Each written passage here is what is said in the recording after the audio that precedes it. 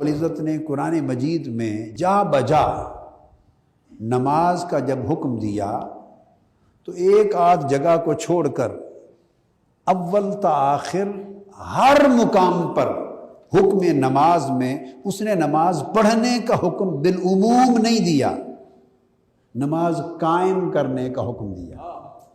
یہ نہیں کہا کہ نماز پڑھو، کہا نماز قائم کرو، اس لیے کہ نماز پڑھنے والا اور نماز قائم کرنے والا ان دو میں فرق ہوتا ہے، ان دو میں فرق ہے۔ کہ قرآن کہتا ہے کہ نماز پڑھنے والا تو ایسا بھی ہوتا ہے کہ پڑھ کے بھی بھولا ہوا ہو، پڑھ کے بھی بھولا ہوا ہو۔ سورہ الماعون کو دیکھیے، فرمایا اعوذ باللہ من الشیطان الرجیم ارأیت الذی یکذب بالدین فذلک الذی یدعو الیتیم ولا یحض علی طعام المسکین فویل للمصلین الذین هم عن صلاتهم ساہون۔ فرمایا تباہی، بربادی اور ہلاکت اور دوزخ کا اذیتناک تب درجہ اور تباہی اور ہلاکت ہے ان نمازیوں کے لیے، فویل للمصلین، ہلاکت اور تباہی ہے ان نماز پڑھنے والوں کے لیے، ان نماز پڑھنے والوں کے لیے جو ہیں تو نماز پڑھنے والے ہیں، مصلی۔ قائمین الصلاۃ نہیں کہا، نماز قائم کرنے والوں کے لیے کبھی ایسا نہیں کہا جائے گا۔ وہ نماز پڑھنے والے ہیں تو مصلی، مگر ہم عن صلاتہم ساہون، نماز پڑھتے ضرور ہیں مگر اپنی نمازوں کو بھولے ہوئے ہیں۔ اس کا مطلب ہے کہ پڑھ کے بھی انسان بھولتا ہے، پڑھ کے بھی۔ اب یہ جو بھولے ہوئے ہیں اس کے کئی معانی ہیں۔ اب چونکہ اس وقت میرا موضوع نہیں، اگر میں یہاں ساہون کے معنی میں اس راستے پہ چل پڑا پھر بالکل موضوع اور طرف چلا جائے گا۔ اتنی بات اجمالاً ذہن میں رکھ لیں کہ ہیں نمازی، اور پھر اللہ نے فرمایا ایسے نمازی ہیں جو بھولے ہوئے۔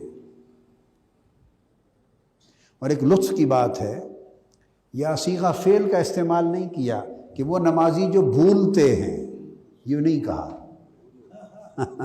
ہم عن صلاتہم ساہون، جملہ اسمیہ ہے، جملہ فعلیہ نہیں ہے۔ فرمایا یہ وہ نمازی ہیں جو اپنی نمازوں کو بھولنے والے ہیں، بھولے ہوئے ہیں، بھولنے والے ہیں، یعنی یہ ان کی کیفیت ہے، یہ ان کی حالت ہے۔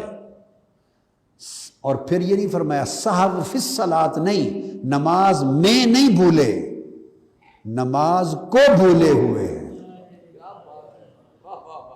یہ نہیں فرمایا ہم فی صلاتہم ساہون، اپنی نماز میں بھولنے والے ہیں، نہیں فرمایا۔ اگر نماز میں بھولا وہ تو معاف ہو گیا، ایک سجدہ کیا سہو کا معاف ہو گیا۔ اگر نماز میں بھولا تو ایک سجدہ سہو سے معاف ہو گیا۔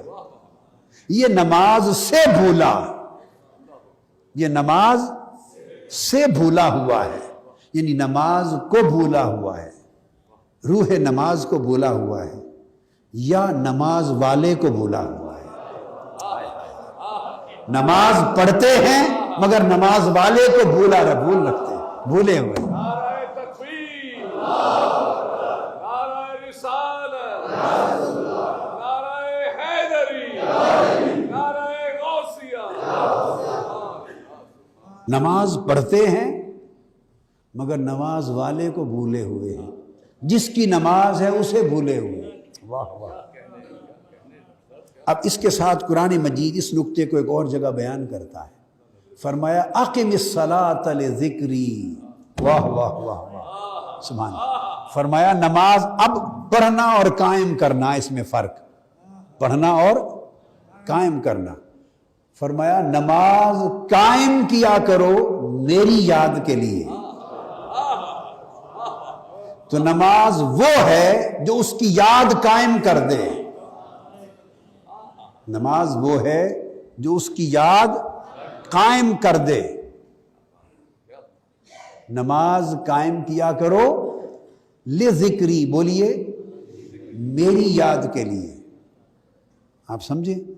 آپ کو یاد ہوگا غالباً یہ جب المنہاج السوی کا درس شروع کیا تو میرا پہلا درس تھا جس میں میں نے سیدنا امام علی رضا سے اوپر تک ائمہ اطہار اہل بیت کی سند بیان کی تھی حدیث ایمان پر. ابو داؤد ابن ماجہ کی روایت سے حدیث ایمان پر اسناد بیان کیا تھا، اور اس میں میں نے سند کی اہمیت پر گفتگو کی تھی. غالباً 2 جمعہ اس موضوع پر ہوئے تھے، اہمیت اسناد پر، اہمیت سند پر، اور اس کی اعتقادی اور عارفانہ اور محدثانہ اور عالمانہ حیثیتیں اور اہمیتیں کیا ہیں. اس میں نے ایک بات کہی تھی، سند ناموں کا مجموعہ ہے، نام ہوتے ہیں، یاد ہے؟ حدیث جو ہے متن مضمون ہے اور سند افراد کے نام ہیں جن سے وہ مضمون ملتا ہے. تو میں نے وہ کوٹ کیا تھا آقا علیہ السلام کا اور وہ محدثین اور تابعین کا فرمان کہ انہوں نے کہا کہ جو علم ہے حدیث ہے وہ سند ہے، اسناد ہے. حاضر اسناد من دینک، الاسناد من الدین، کہ اسناد ہی دین ہے. اور فرمایا کہ فانظروا امن تاخذون دینکم، کہ دیکھا کرو مضمون بعد میں دیکھا کرو، مضمون بعد میں دیکھا کرو کہ اندر کیا بیان ہوا ہے. پہلے دیکھو کہ اپنا دین کن لوگوں سے لے رہے ہو، پہلے لوگوں کو دیکھو کہ اعتماد کن پر کر رہے ہو، استناد کن پر کر رہے ہو. تاخذون دینکم، دین اپنا لے کن سے رہے ہو. تو انحصار حدیث کا اسناد پر ہے، مضمون پر بعد میں ہے، پہلے سند پر ہے. تو اس میں نے نام کی اہمیت پر بات کی تھی، یاد آیا؟ اور بسم اللہ پر بات کی تھی کہ اللہ پاک نے قرآن مجید کی ابتدا کروائی تو فرمایا کہ اللہ کے نام سے شروع، یہ نہیں فرمایا کہ اللہ سے شروع، یہ نہیں فرمایا کہ اللہ سے شروع، فرمایا اللہ کے نام سے شروع. اور بے اتصال کا میں نے سمجھایا تھا کہ اللہ سے اتصال تو کسی کسی کا ہوگا، فرمایا جو قرآن کھولے وہ میرے نام سے جڑ کے کھولے. اتصال پہلے نام سے کرو پھر ذات سے ہوگا. یہ بات یاد آئی؟ پہلے نام سے کرو، نام سے جڑو تو نام تمہیں ذات سے جوڑ دے گا، کیونکہ نام ذات کو جاننے کا وسیلہ ہے. نام ذات کو جاننے کا. تو اس میں نے فرق کیا تھا نام کو یاد کرنا اور ذات کو یاد کرنا، ذکر اسم اور ذکر ذات. یاد آ گیا نا؟ ذکر اسم اور ذکر ذات. اب جو بات یہاں اقم الصلاۃ لذکری، اور ایک آیت جو سورہ مزمل فرمایا وَاذْكُرِ اسْمَ رَبِّكَ وَتَبَتَّلْ إِلَيْهِ تَبْتِيلًا، فرمایا اپنے رب کا نام جپو. کیا؟ لوگوں سے کہا نام جپو میرا نام. لوگوں نام جپو میرا نام، میرا نام جپو. اس لیے کہ عوام کے لیے یہی ہے کہ وہ نام جپیں اور مجھ سے جڑیں. میرا نام جپیں اور مجھ سے جڑیں. عوام کا تو ایک ہی راستہ ہے کہ وسیلہ پکڑیں اور میری بارگاہ تک پہنچیں، اور میرے نام کے ذکر کو وسیلہ بناؤ میری ذات تک پہنچنے کا. اور کچھ لوگ ہوتے ہیں جو جن کے لیے اللہ پاک وہ تھا نام کا ذکر، وَاذْكُرِ اسْمَ رَبِّكَ، اللہ اپنے رب کا نام یاد کرو. تو نام کی یاد ہوئی نا.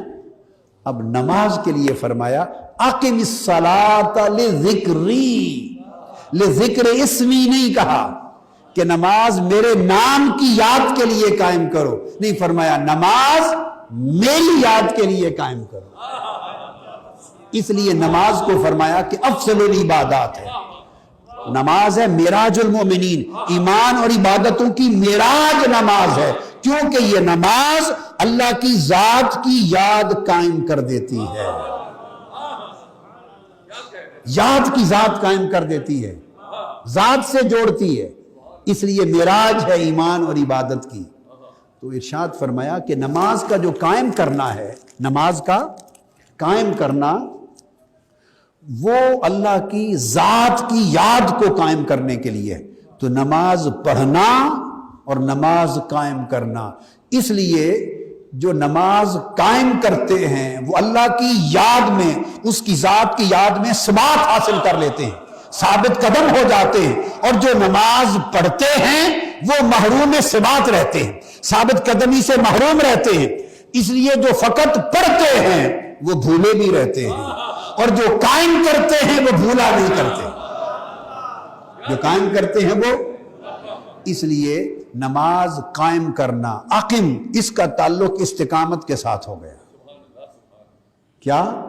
تو استقامت میں نے عرض کیا سین طلب کی ہے، تو استقامت کا مطلب ہے طلب اقامت کرو، اللہ سے طلب اقامت کرو، یہ معنی ہے، اللہ سے طلب اقامت کرو۔